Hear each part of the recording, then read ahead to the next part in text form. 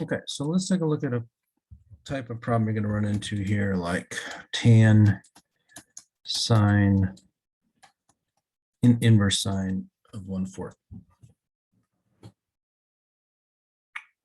So the inverse sine of 1/4 only gives us one specific output.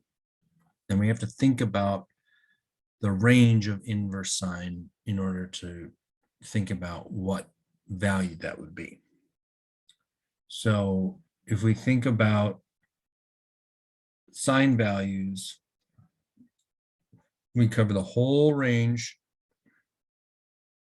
of inputs and outputs from -1 to 1 by going from -π/2 up to π/2. So let's just be clear about this. If my domain for sine is from -π/2 to halves, -π/2 to π/2, the range is from -1 to 1. So then the inverse sine has a domain of -1 to 1 with an output ranging from -π/2 to π/2. So that means that if I get a sine of π/4, I'm here in quadrant 1. So my tangent value is going to be positive. Everything else I can just kind of go through in my standard way. Number one, I could use a triangle, right? If sine, inverse sine of 1/4 is theta, then sine theta equals 1/4.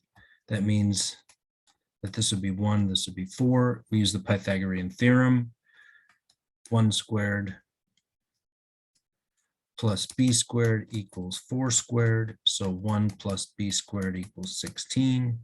So b squared equals 15. And so b equals the square root of 15. That means that tan theta is going to be 1 over the square root of 15. So that's one way to approach the problem, is you don't totally need to do this. This is just to kind of demonstrate that I have to think about the outputs that give me that are available to me. I don't really need to think about quadrants, and the quadrants aren't typically given in this type of problem.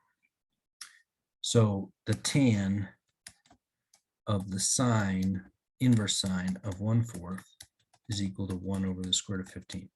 Now I can validate that on my calculator, because I could just ask my calculator, hey, what is the inverse sine of 0.25?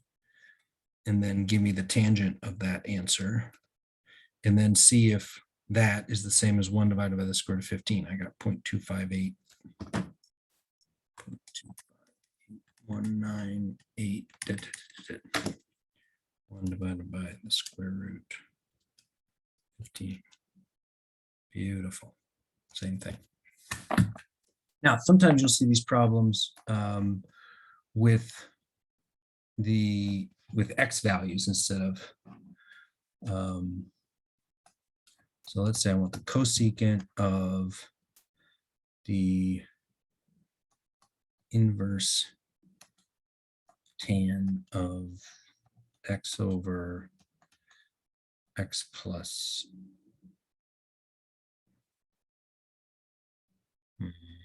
x minus 1. Let's do that. That's okay. Okay.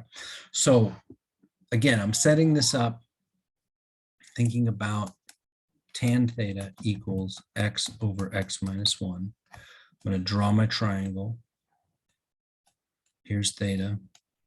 Tan is opposite over adjacent, so I have x over x minus 1. Now I'm going to use the Pythagorean theorem. So the Pythagorean theorem would be x squared plus x minus 1 squared equals h squared, or c squared. And so this is going to be x squared plus x squared minus 2x plus 1. So I get 2x squared minus 2x plus 1. I need to take the square root of that in order to find out what h is. And now I'm ready to do the cosecant. And I'm a little bit worried about the plus or minus here. I'm going to circle back to that in a second.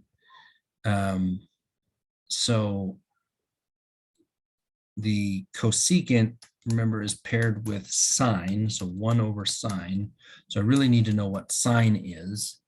Sine of theta is going to give me x over this disgusting thing, 2x squared minus 2x plus 1. Okay, so this is going to be my answer, and I just need to evaluate the positive and negative part of this. So let's go back to that domain range question in terms of tan. So tan is sine over cosine,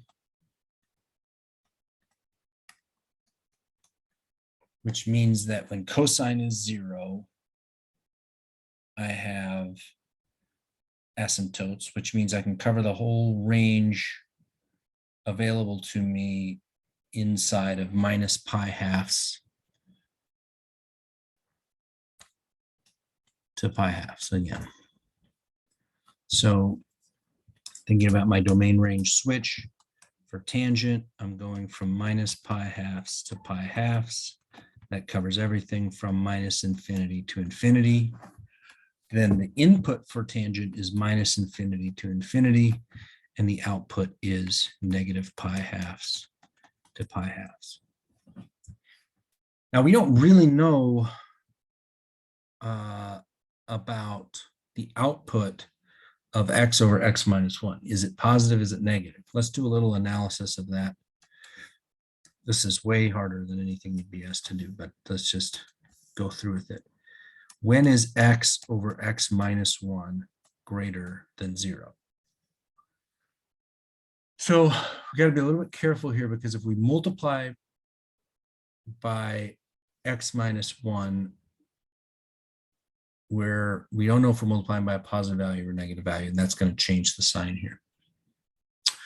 So probably a better way to analyze it would be to look at the breakpoints. That's x equals 1 and x equals 0. That's where the numerator and the denominator are 0.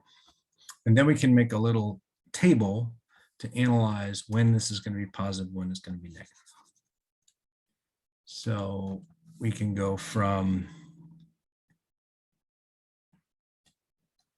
negative infinity to infinity. Here's 0, here's 1. So let's look at negative inputs, things that are less than 0. If it's less than 0, the top will be negative, the bottom will be negative, and so therefore the answer will be positive. The output of this will be positive. Between 0 and 1 is where I'm going to get negative values, because say I have like a half, then a half is going to be positive on the top, but a half minus 1 is going to be negative on the bottom, and a positive divided by negative is negative. By the time I get bigger than 1, I'm back to being positive. So there's a little range of values here when x is between 0 and 1, where the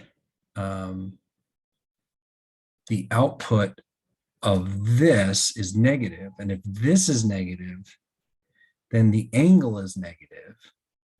And if the angle is negative, then this would be negative.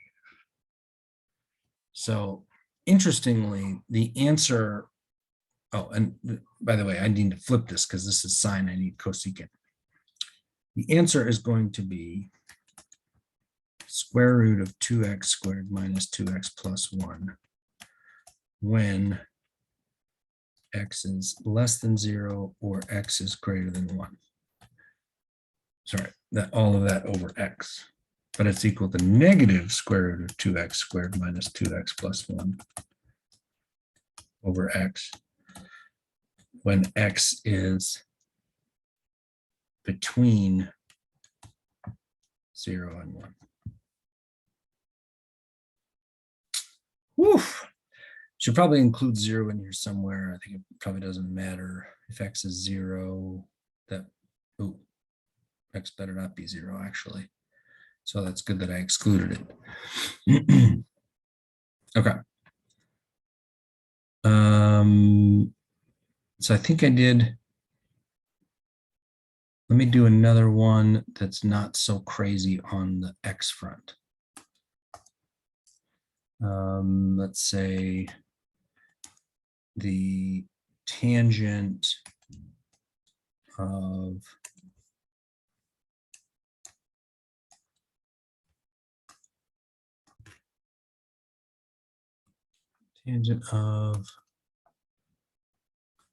sine of x over 4, where x is in this range, right? Very important that we know that the value of x over 4 is not bigger than 1, because then we got problems. Okay, so again, let's start with this statement. Turn it around. So therefore, the triangle that I'm thinking about is theta x 4. Let's find the missing side. Call that b. X squared plus b squared equals 4 squared. We're solving for b. So b squared equals 4 squared minus x squared. So b equals plus or minus the square root of 16 minus x squared. And again, that being positive or negative is going to depend on whether this value is coming out positive or negative, because it's coming out negative, right? So when x is greater than or equal to -4, but less than 0, then I would have a negative output for sine. That means I'm going to get a value between negative pi halves and 0, which means my tangent is going to be negative. So for that one, so tan theta is x over b, so it's x over negative square root of 16 minus x squared. So this is the answer 1. And 2, when x is greater than 0 but less than or equal to 4, then I get the positive version, which is x over the square root of 16 minus x squared. Mama. Yeah, it's harder for sure to think about this positive and negative in a kind of an abstract sense. All right, onwards and upwards.